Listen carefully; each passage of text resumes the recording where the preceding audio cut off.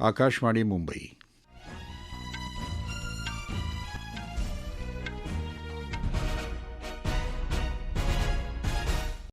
राजेश शिरभाते बातम्या देत आहे. ठळक बातम्या. पाणी टंचाईचा प्रश्न बहुआयामी आणि गुंतागुंतीचा असल्यानं त्यावर सर्वांच्या सहकार्यातून तोडगा काढणं गरजेचं असल्याचं राष्ट्रपती द्रौपदी मुर्मू यांचं मत. आदिवासी भागाचा विकास आणि आदिवासींच्या सक्षमीकरणासाठी भाजप सरकार कटिबद्ध असल्याची प्रधानमंत्री नरेंद्र मोदी यांची ग्वाही. शेतकऱ्यांनी प्रक्रिया उद्योगाकडे वळण्याचं तसंच फलोत्पादन क्षेत्रातल्या संधींचा उपयोग करून घेण्याचं केंद्रीय कृषी मंत्र्यांचं आवाहन. शिवसेनेच्या दोन्ही गटातल्या वादाबाबत सर्वोच्च न्यायालयात आता 29 नोव्हेंबरला सुनावणी. दोन्ही पक्षकारांना लेखी स्वरूपात बाजू मांडण्याचे निर्देश. महाराष्ट्र राज्य कौशल्य विद्यापीठाचं राज्यपाल भगतसिंग कोश्यारी यांच्या हस्ते उद्घाटन. भारतीय रिझर्व्ह बँकेकडून डिजिटल रुपयाचा पथदर्शी प्रकल्प सुरू. आणि T20 विश्वचषक क्रिकेट स्पर्धेत इंग्लंडचा न्यूझीलंडवर 20 धावांनी विजय तर श्रीलंकेची अफगाणिस्तानवर 6 गडी राखून मात. पाण्याची टंचाई ही बहुआयामी आणि गुंतागुंतीची असते आणि त्यावर सर्वांच्या सहकार्यातून तोडगा काढला पाहिजे असं राष्ट्रपती द्रौपदी मुर्मू यांनी म्हटलं आहे. ते आज उत्तर प्रदेशातल्या नॉयडा इथं होत असलेल्या इंडिया वॉटर वीक या जलसंवर्धन, नदी विकास आणि गंगा पुनर्विकास मंत्रालयाच्या 7व्या सत्राच्या उद्घाटनप्रसंगी बोलत होत्या. बदलत्या हवामानाचा जलसंवर्धनावर प्रतिकूल परिणाम होत असल्याचं त्यांनी सांगितलं. भारतामध्ये यापूर्वी पाण्याचा प्रश्न बिकट होता. मात्र गेल्या काही वर्षांमध्ये केंद्र सरकारनं राबवलेल्या विविध योजनांमुळे पाण्याची टंचाई दूर करण्यासाठी योग्य व्यवस्थापन करण्यात येत असल्याचंही त्यांनी यावेळी सांगितलं. जग हवामान बदलाच्या समस्येनं त्रस्त असताना प्रधानमंत्री नरेंद्र मोदी यांच्या नेतृत्वाखाली भारतानं मात्र पाणी प्रश्न सोडवण्याबाबत आघाडी घेतली असून या प्रश्नावर मोठ्या प्रमाणावर निधी उपलब्ध करून दिला असल्याचं जलशक्ती मंत्री गजेंद्र शेखावत यांनी यावेळी सांगितलं. गेल्या 5 वर्षात उत्तर प्रदेशात जलसंवर्धनासाठी जे काम करण्यात आलेलं आहे त्याचे आता चांगले परिणाम दिसू लागले असल्याचं उत्तर प्रदेशचे मुख्यमंत्री योगी आदित्यनाथ यांनी यावेळी सांगितलं. देशातल्या आदिवासी भागाचा विकास आणि आदिवासींच्या सक्षमीकरणासाठी भाजपा सरकार कटिबद्ध आहे असं प्रतिपादन प्रधानमंत्री नरेंद्र मोदी यांनी केलं आहे. ते आज गुजरातमध्ये पंचमहाल जिल्ह्यात जांबुघोडा इथं सुमारे 806 कोटी रुपयांच्या विविध प्रकल्पांचं लोकार्पण आणि पायाभरणी केल्यानंतर आयोजित मेळाव्यात बोलत होते. आदिवासी समाजासाठी पहिल्यांदाच स्वतंत्र मंत्रालय भाजप सरकारनं निर्माण केलं आणि वनधन सारख्या यशस्वी योजना राबवल्या. विकास आणि धोरण प्रक्रियेत आपला सहभाग वाढत असल्याची भावना आदिवासी समाजात पहिल्यांदाच निर्माण झाली आहे असं ते म्हणाले.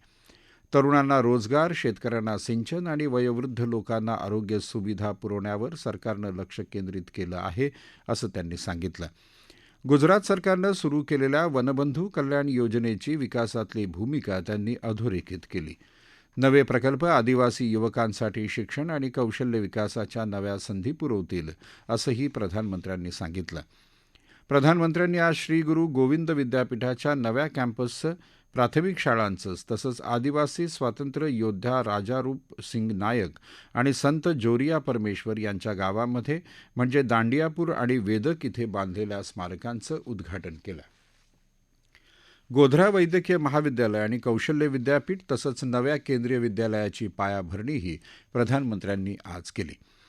प्रधानमंत्र्यांनी आज मोरबी पूल दुर्घटनेबाबत अधिकाऱ्यांसोबत आढावा बैठक घेतली.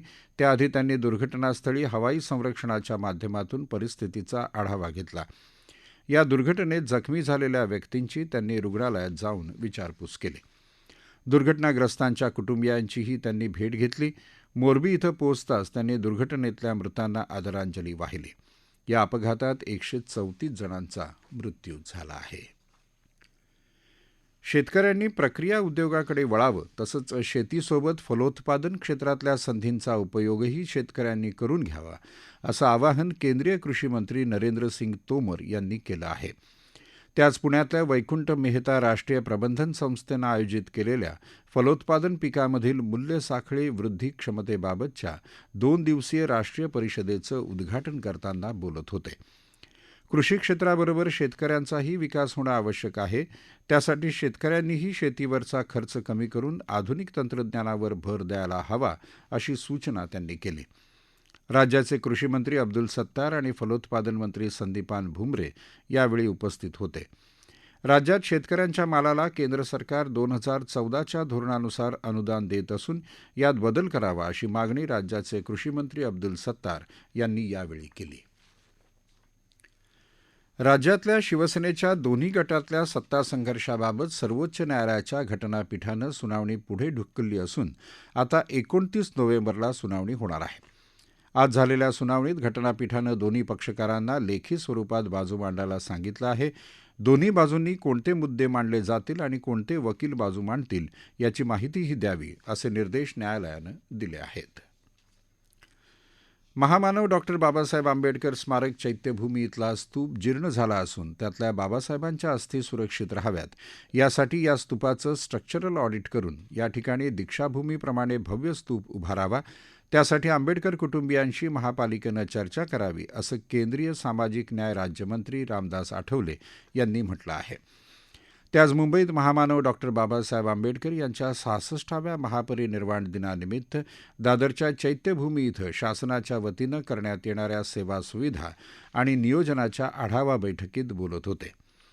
चैत्यभूमीजवळचा रस्ता 15 फूट अधिक वाढवण्यासाठी आणि या परिसराचा विकास करण्याच्या दृष्टीनं CRZच्या परवानगीसाठी केंद्रीय पर्यावरण मंत्रालयात बैठक घेऊन प्रयत्न करू, असं आश्वासनही त्यांनी यावेळी दिलं.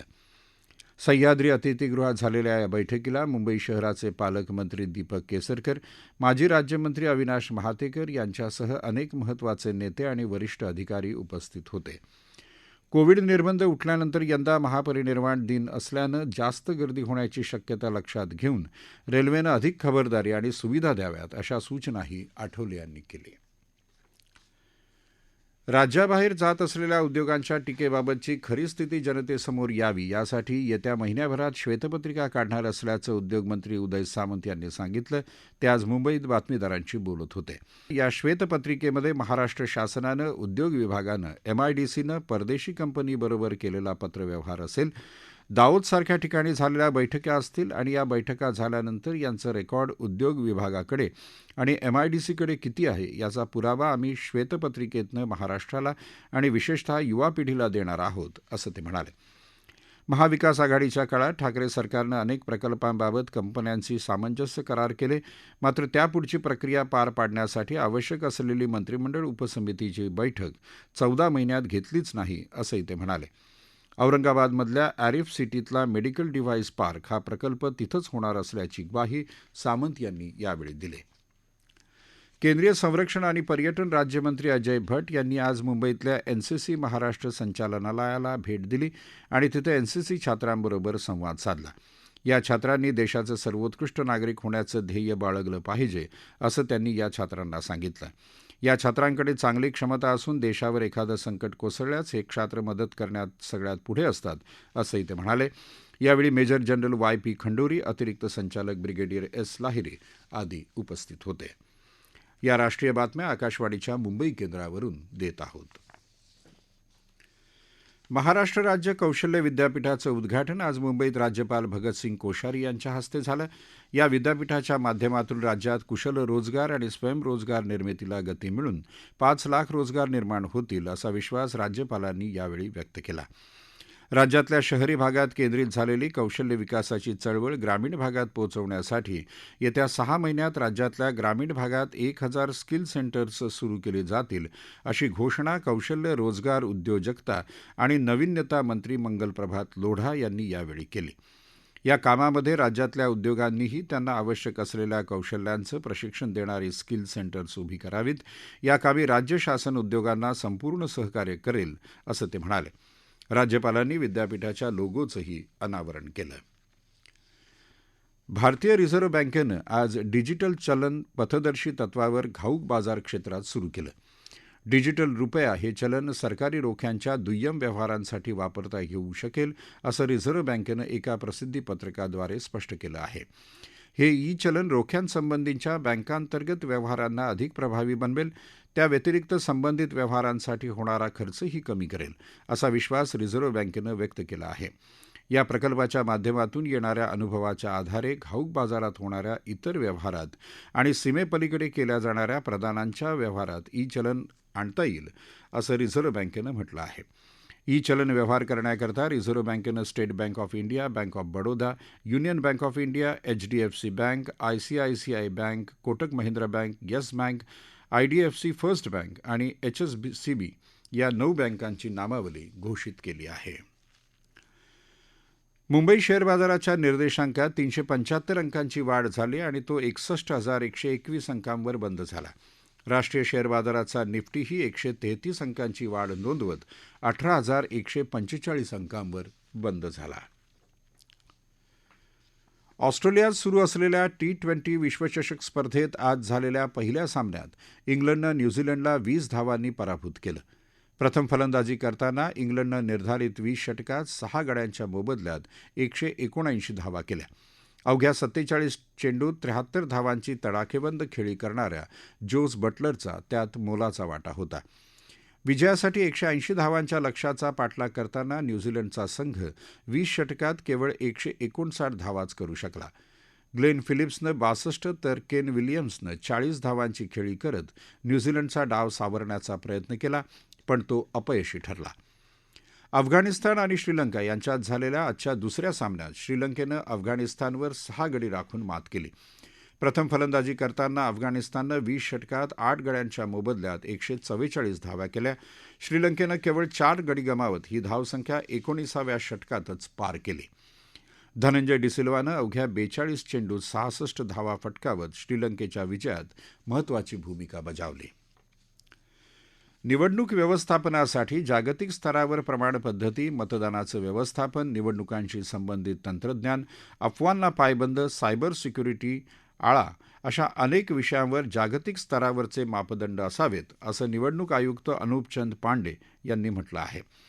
ते आज नवी दिल्लीत निवडणूक व्यवस्थापनाशी संबंधित संस्थांची भूमिका, चौकट आणि आवाका या विषयावर निवडणूक आयोगानं आयोजित केलेल्या 2 दिवसीय आंतरराष्ट्रीय संमेलनाच्या समारोप प्रसंगी बोलत होते. 3 सत्रांमध्ये झालेल्या या संमेलनात विविध विषयांवर सविस्तर विचारमंथन झालं. लोकशाहीत निवडणुका महत्त्वाच्या असल्या तरी निवडणूक व्यवस्थापन संस्था आव्हानांना तोंड देत स्वतंत्रपणा कितपत जपतात यावर निवडणुकांच्या आयोजनाचं यश अवलंबून आहे, असंही पांडे यावेळी म्हणाले. DMA अर्थात लष्करी व्यवहार विभागाच्या वतीनं राबवण्यात आलेल्या स्वच्छतेविषयीच्या दुसऱ्या विशेष मोहिमेची आज सांगता झाली. ही मोहीम लष्करी विभागाच्या देशभरातल्या विविध कार्यालयांमध्ये आणि केंद्रांमध्ये स्वच्छतेचं महत्त्व अधोरेखित करण्यासाठी 2 ते 31 नोव्हेंबर दरम्यान राबवली गेली. या मोहिमेत लष्कराची 3 दलं अर्थात सेनादल, नाविक दल आणि हवाई दल सहभागी झाली होती. या मोहिमेदरम्यान गोळा झालेल्या टाकाऊ सामानाच्या विक्रीतून लष्करी दलाला 212 कोटी 68 लाख रुपये उत्पन्न मिळालं. ठळक बातम्या पुन्हा एकदा. पाणी टंचाईचा प्रश्न बहुआयामी आणि गुंतागुंतीचा असल्यानं त्यावर सर्वांच्या सहकार्यातून तोडगा काढणं गरजेचं असल्याचं राष्ट्रपती द्रौपदी मुर्मू यांचं मत. आदिवासी भागाचा विकास आणि आदिवासींच्या सक्षमीकरणासाठी भाजपा सरकार कटिबद्ध असल्याची प्रधानमंत्री नरेंद्र मोदी यांची ग्वाही. शेतकऱ्यांनी प्रक्रिया उद्योगाकडे वळण्याचं तसंच फलोत्पादन क्षेत्रातल्या संधींचा उपयोग करून घेण्याचं केंद्रीय कृषी मंत्र्यांचं आवाहन. शिवसेनेच्या दोन्ही गटातल्या वादाबाबत सर्वोच्च न्यायालयात आता 29 नोव्हेंबरला सुनावणी. दोन्ही पक्षकारांना लेखी स्वरूपात बाजू मांडण्याचे निर्देश. महाराष्ट्र राज्य कौशल्य विद्यापीठाचं राज्यपाल भगतसिंग कोश्यारी यांच्या हस्ते उद्घाटन. भारतीय रिझर्व्ह बँकेकडून डिजिटल रुपयाचा पथदर्शी प्रकल्प सुरू. आणि T20 विश्वचषक क्रिकेट स्पर्धेत इंग्लंडचा न्यूझीलंडवर 20 धावांनी विजय तर श्रीलंकेची अफगाणिस्तानवर 6 गडी राखून मात. आकाशवाणीच्या बातम्यांसह जगभरातल्या बातम्या तुम्ही ट्विटरवर AIRnews_मुंबई या हँडलवरही दिवसभर पाहू शकता. याबरोबरच आकाशवाणी मुंबई केंद्रावरचं हे राष्ट्रीय बातमीपत्र संपलं. नमस्कार.